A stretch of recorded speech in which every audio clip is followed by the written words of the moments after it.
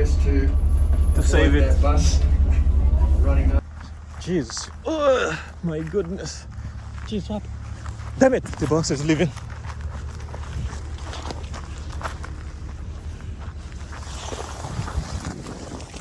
What?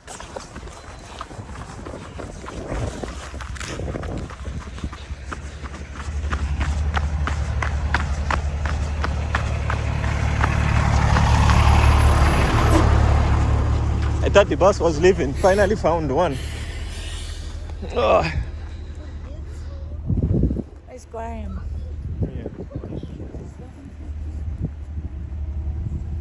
Things inside the cabin. There's trees and things whizzing past us. Whizzing. Yeah, 20 kilometres an hour maximum speed. So it's not really whizzing. Whizzing is stretching.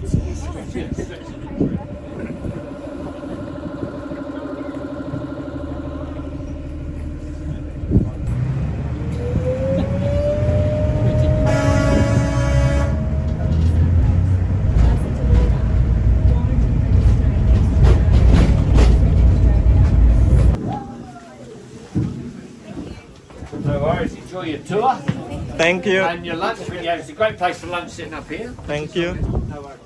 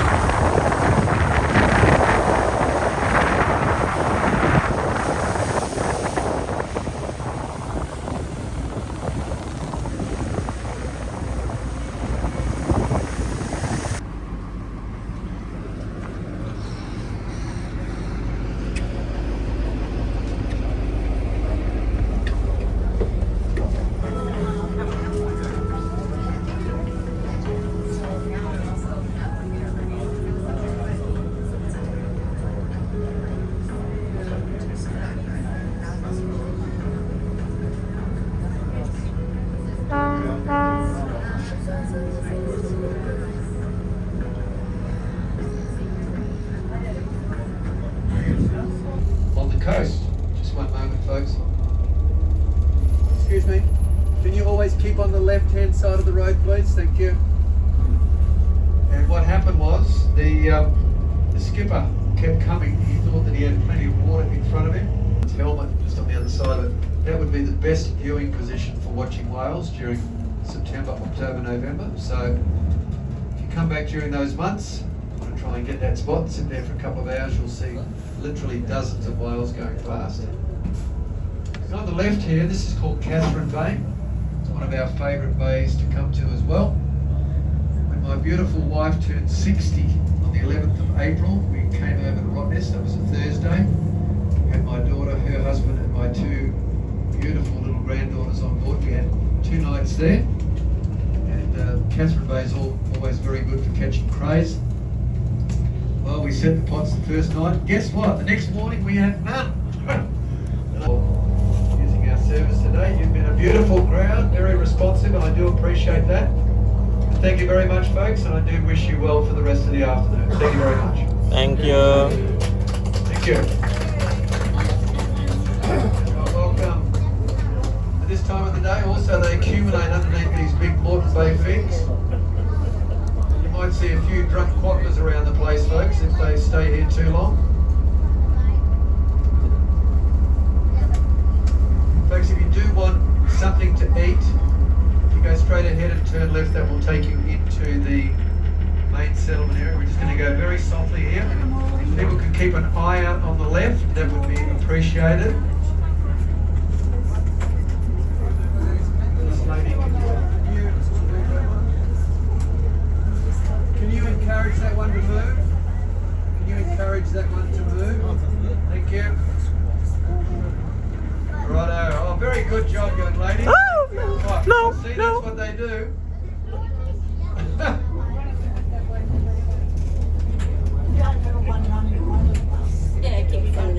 Let me know if it goes anywhere near the wood. Very, very strategic during the Second World War. It's where the women of the Royal Australian Navy were accommodated. Would you believe? There were 500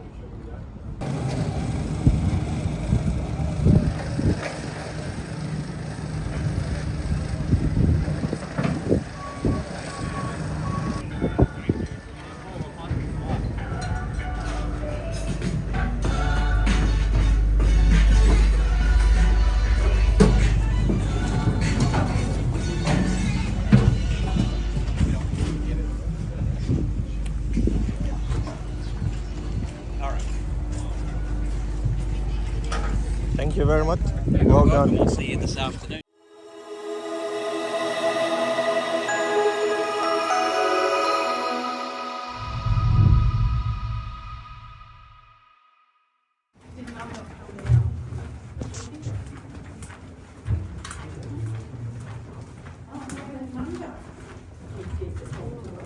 We might have lost us somewhere.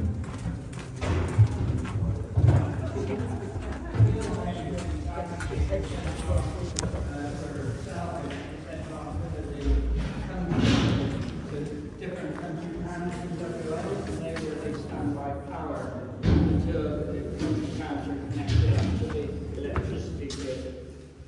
But two engines here, one would produce enough electricity to power both guns. Of course, the electricity was converted into hydraulic pressure or water pressure or compressed air along the way. So a big switchboard to sort it out. If they weren't operating the engines, they had another little generator set just for lighting, so they could. So all the exhaust and clean air came in through the vents at the end, and these had to have compressed air to start them. It's a big slow-moving diesels, and there was also water, but it would have been hot and smelly and not very nice here. Now we do have some bells and whistles, which, how about you starting the engine? Crank it up.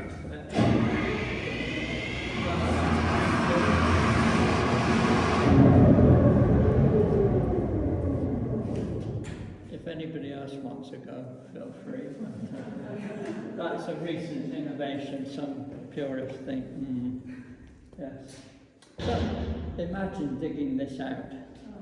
You wouldn't be on your own, it would be a load, but with wheelbarrows and things. No diggers. I don't know exactly, but they've got reinforcements. It would be a foot or more. Yeah. But above this steel roof, there's a concrete shell over the top of that as well, just to stop any blast coming through. So to get the engines in and out, you can see the tunnel's a bit bigger, and that's the way we go now.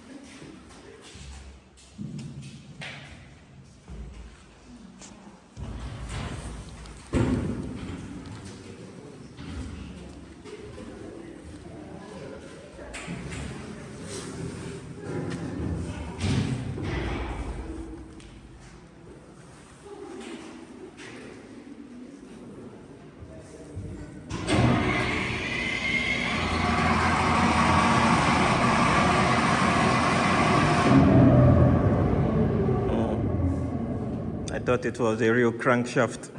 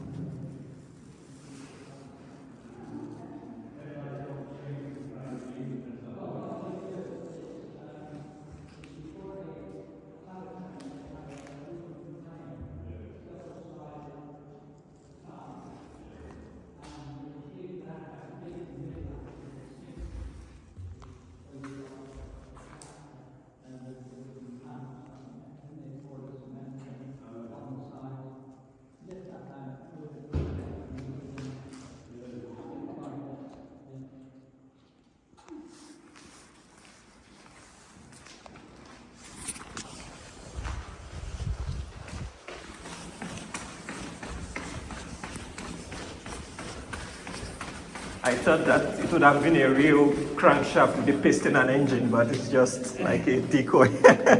Thank Are you. you using that? Yeah, I'll be lost.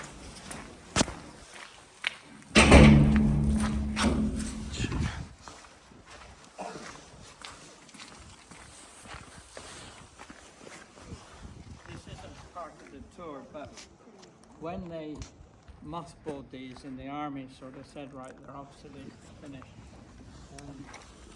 If people came and camped on the island, this is in the 60s and 70s, 50s, 60s, 70s. And you can see where the brackets are coming out, and the light coloured paddle wasn't there. You could climb in, you had a torch, you could climb over the door and get in and explore the tunnels on the way without the dive. Yeah, all right. So, but this is where they got the engines in and out, I guess, and they would winch them down on the trolley. But when it got here, the army guys would use rollers and pulleys, brawn, just to maneuver them into position. So not easy. But coming up here makes me think of what the Dutch people 400 years ago found as Rottnest, because they said it was a wooded island. See, but now it's not wooded completely, there's lots of heathland, and we've changed it with our farming practices that we try.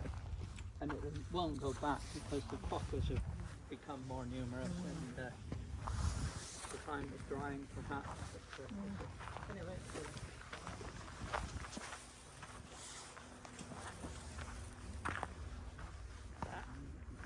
When the Dutch came, there weren't that many quokkas because there wasn't so much feed throughout the year under the trees. And now they congregate around the bakery and the factory. Are we going to see any quokkas today? I'm sure you will. Okay. They were all over the road when we came around. Didn't see anyone through the trains when we came through the train. No. Didn't see any. No, there's not so many around the main island because they're semi-nocturnal. They come out in the evening. Ah, okay. But they're always hanging around the bakery. Marsupials. Yeah, marsupials. September is the usual time when they have a little joy, and they have it in the pouch for 6 months, I think. And it's only a short pregnancy, about 30 days, and they're only the size of a thumbnail when they're born. Wow. And they crawl into the pouch and grow and grow and grow until mum kicks them out. So these are the vents for air in and exhaust out, or the opposite.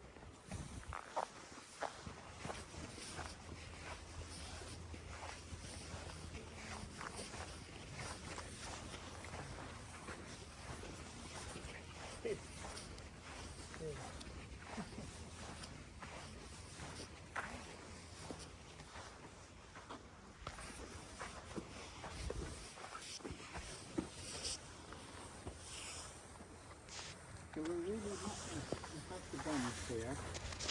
There's similar guns in South Africa, Robben Island, Hong Kong, and England, Gibraltar, Singapore, places like that. And they're all counter-bombardment guns to keep enemy warships away. But on the island, when they became obsolete, it was going to be more expensive to cut them up and get them off the island for scrap metal than just leave them.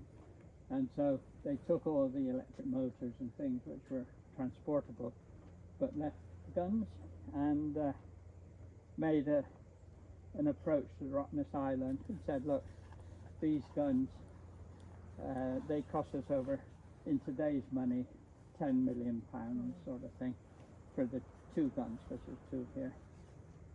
What can you afford? So the Rottnest Island, which is always broke, of course, said a shilling each. So that's what it was, a shilling each, or 10 cents now. And this was with the proviso that they would be opened up and people would see them around, and it would be part of the heritage of Rottnest. So this is part of the military history of Rottnest. So back to the steps.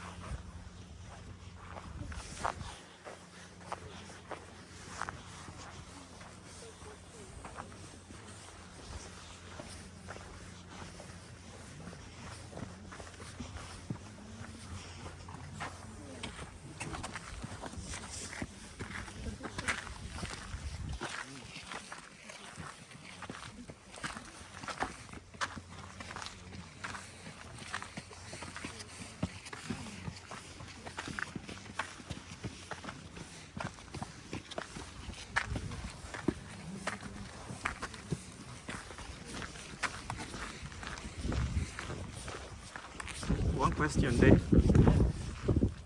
Military gun is different from the maritime gun for telling time. Well, interesting, and I'll explain further up there, but in some respects, but not very much, you know, the mounting and things like that is different, but we'll continue on. Because of the one in the Edinburgh Castle, the 1 o'clock gun that they fired at 1 p.m. to tell the time. That's like a massive gun. Right. Yeah, these we call 9.2 inches is the diameter of the shell, but they went up to 15 inch on the biggest battleships. So these were standard counter bombardment for land bases. Roll one shot here, make sure it's warm. Yeah. Well, they could fire quite fast. These steps, I did it. I never know when it's going to it. That's across these tracks.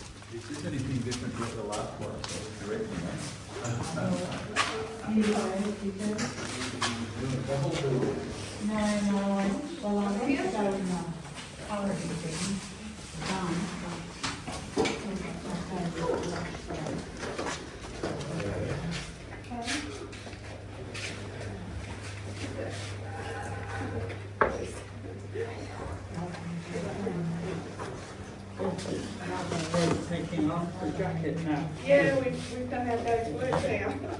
So this is the crew shelter, and in case there was a breakdown or if they got extra tired, they could swap over at 11 people, because that's what they needed in the lower gun pit and the gun platform. So here, just the crew shelter. The other place where the bags are is just a tool store, so they were necessary to build up. But you can see there's a stack for the rifles for them and their helmets there. But it does explain here some of the construction methods. You can see the tunnel being built there. And this big thing explains that the gun, which fires this shell, 170 kilograms, 29 kilometers maximum, say 28. So the radius here is 28 kilometers. So back to Fremantle and up to Perth is 40-50 kilometers, which is out of sight, well out of sight. So it was a good defensive position here to have guns to keep warships away, because they couldn't see what they were firing at. Now, Perth originally was important as a convoy staging post.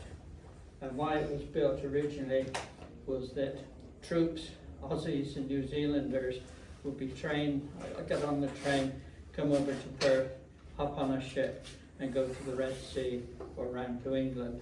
Most of them thought they were going to England, a lot went to the Red Sea instead. And during the war, it became even more important with the fall of Pearl Harbor. Lots of American submarines in Fremantle, that's in this picture here. There was about 150 altogether of submarines, so a few Dutch, about 30 British, and the rest were American. So they sent out foraging, looking for enemy ships all through the Indian Ocean. They would also support the convoys going across with the troops, but they even went as far as the Philippines, which is quite a long way. But also during the war, there were radar established, radar was developed, and then that came here with big arrays, and that meant they could see at night, and so that they could fire at night as well, which was good. So that's about, unless there's any questions or have to say about here. Picture shows where you've been down to the engine room, right? And we'll go over to the lower gun pit and then we'll see how it's fired. The lower gun pit, anyone taller than me, there's some low beams, so just watch your head. So we'll go over to the lower gun pit.